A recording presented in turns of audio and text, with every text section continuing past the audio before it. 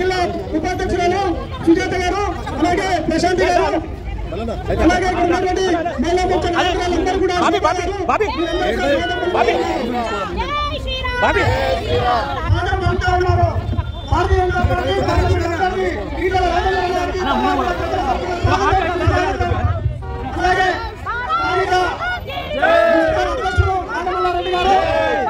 జిల్లా కార్యదర్శి జిల్లా అధికారులు,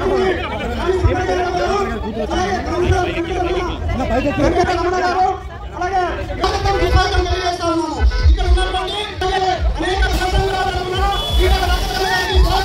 తెలియజేస్తా ఉన్నాము.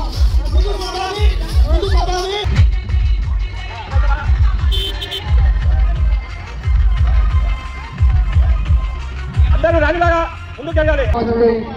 బండారు దత్తాత్రేయ గారి కూతురు విజయలక్ష్మి గారు మొన్న అసెంబ్లీ ఎన్నికల్లో పోటీ చేసినటువంటి నాయకుడు సుదర్శన్ రెడ్డి గారు, ఈ పట్టణానికి సంబంధించి పార్టీ అధ్యక్షులు మల్లారెడ్డి గారు, మొన్ననే కార్పొరేట్గా చేరినటువంటి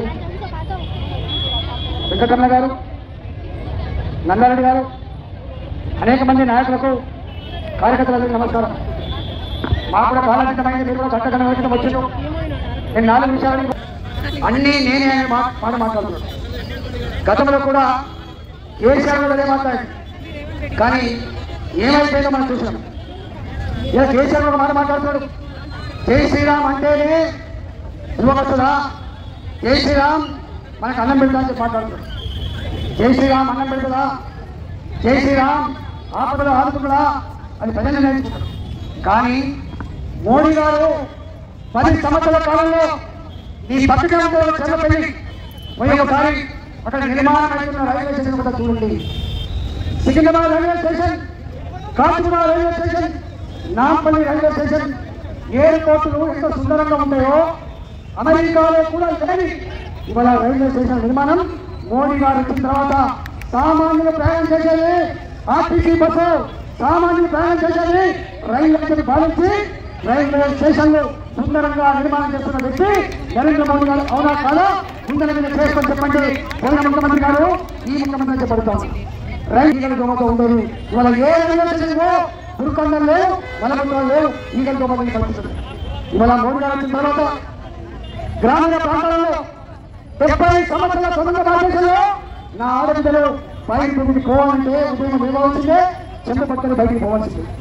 మోడీ గారు వచ్చిన తర్వాత ఇప్పటికీ గ్రామీణ ప్రాంతాల్లో ఉన్న ఆడపిల్లలు కాలేజీ పోయే వాళ్ళకు స్థాయిలో లేకుండా సిగ్గుపడుతున్నారు, అవమానపడుతున్నట్టు భావించి ఇలా పేద పిల్లలు అవమానపడతారు, నా ఆడపిల్లలు అవమానపడదని చెప్పి గ్రామాల్లో స్వచ్ఛ భారత్ పథకం కింద 12 కోట్ల పేదల ఇళ్లలో స్థాయిలను కట్టించి మహిళల ఆత్మగౌరవాన్ని కాపాడినట్టు నరేంద్ర మోడీ గారు. ఇవాళ నేను అంటున్నా, మీ మొబైలకు పేదవాళ్లకు సొంత ఇంటి కల నెరవేర్చాలని ఆలోచన లేకున్నదా?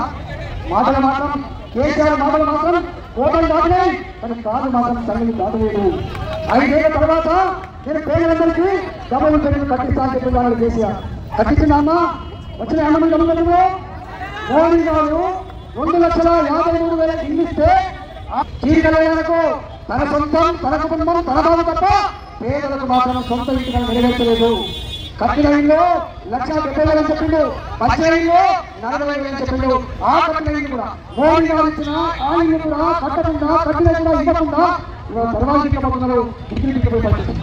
ఇక హామీ ఇచ్చిపోతున్నా రేపు నరేంద్ర మోడీ గారే మళ్ళీ ప్రధానమంత్రి కాబోతున్నారు. నరేంద్ర మోడీ గారు ఈ దేశంలో పేదవాళ్లకు మన రాష్ట్రంలో ఈ ముఖ్యమంత్రి కళ్ళు ఎత్తి కట్టలేకపోవచ్చు, కానీ రేపు పేదవాళ్లకు ప్రభుత్వం కట్టించే మా చేతుల్లో ముఖ్యమంత్రికి ఈ సందర్భంగా ఎన్నికల ముందు ప్రతి మహిళకు 2,500 కదా మహిళలకి తెలంగాణ రాష్ట్రంలో 2,500 ప్రతిష్టాన్ని చెప్పినా కదా, మర్చిపోయినా ఇచ్చిందా? మరి లేదా 2,000 పెన్షన్లు ఇస్తానని చెప్పినా 4,000 ఇస్తానని చెప్పింది. నడుములు వంకర పోయిన వాళ్ళకు ఎంత పెన్షన్ ఇస్తానని చెప్పిందో 6,000 రాలేదు, 4,000 రాలేదు, 2,500 మహిళకు రాలేదు. చదువుకునే ఆడపిల్లలకు సుఖిస్తానని చెప్పి ఇచ్చిందా? కళ్యాణలక్ష్మికి ₹1,00,000 చెక్కుతో పాటుగా ఇచ్చిందా ఇచ్చిందా?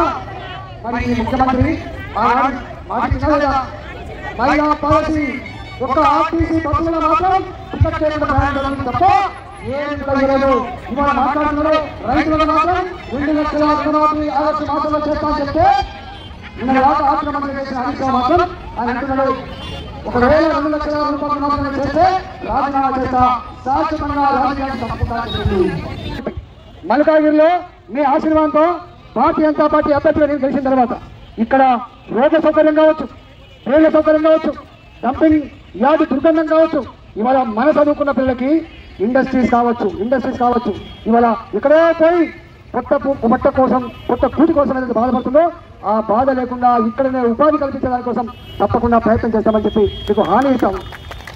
ఇంతకుముందు విక్రమణి గారు చెప్పినట్టుగా నా గురించి 24 ఏళ్లుగా నేను తెలంగాణ ఉద్యమకారుడిగా ఏం చేసిన, ఆర్థిక మంత్రిగా ఉన్నాడు, పేద పిల్లలకు సన్నబియ్యం మనం ఎక్కబెట్టినాం.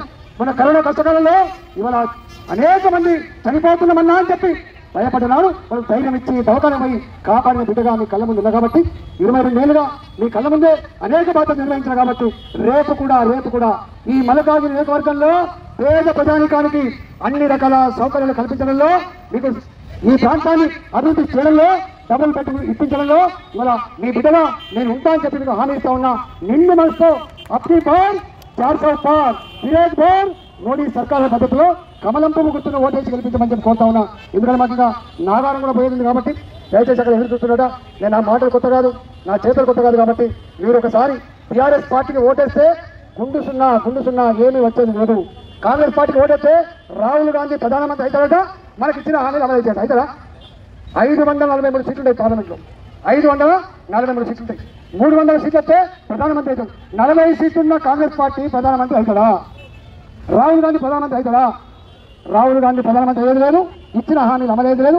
ఇప్పటికే ఆయన చెప్తున్నాడు చిప్పచేతికి ఇచ్చిన కేసీ అని చెప్పి లంచ బిందెలు ఉన్నాయని చెప్పి సచివాలయానికి వచ్చినా ఇక్కడ ఖాళీ కుండలో దర్శనమిస్తున్నారని చెప్తా ఉన్నాడు. కాబట్టి ఈ ముఖ్యమంత్రి గారి మాటలు ఒక 2 నెలలు పోతే దాని సంగతి ఏదో మీకు తెలుస్తాం. కాబట్టి దయచేసి కాంగ్రెస్ పార్టీకి ఓటేసినా టీఆర్ఎస్ పార్టీకి ఓటేసినా దానికి విలువ లేదు. కాబట్టి ఈ నియోజకవర్గం బాగుపడాలంటే, దేశంలో బాంబు పేరులు లేకుండా ఉండాలంటే, దేశంలో తుపాకుల మోతలు లేకుండా ఉండాలంటే, దేశంలో ఇలా అభివృద్ధి జరగాలంటే, దేశంలో రోడ్ల నిర్మాణం జరగాలంటే, దేశంలో రైల్వే స్టేషన్ నిర్మాణం జరగాలంటే భారతీయ జనతా పార్టీ నరేంద్ర మోడీ గారి ప్రధానమంత్రి కావాలి. కాబట్టి ఇవాళ ఇప్పటికే మీరు నిర్ణయించుకున్నారు.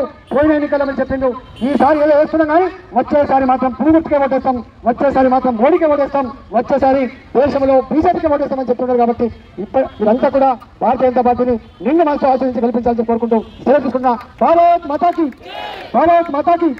జై తెలంగాణ, జై తెలంగాణ. కమలం పువ్వు గుర్తుకే. ధన్యవాదాలు అన్న. ఒక్క నిమిషమన్నా. నరేంద్ర మోడీ గారి నాయకత్వం, ఈటెల గారి నాయకత్వం, జై మాతా, భారత్ మాతా. కమలం పువ్వు గుర్తుకే మన ఓటు, మన ఓటు. జీతేగా బీజేపీ జీతేగా. నరేంద్ర మోడీ గారి నాయకత్వం, ఈటెల గారి నాయకత్వం, కమలం పువ్వు గుర్తుకే మన ఓటు, కమలం పువ్వు గుర్తుకే మన ఓటు. అబ్ది బార్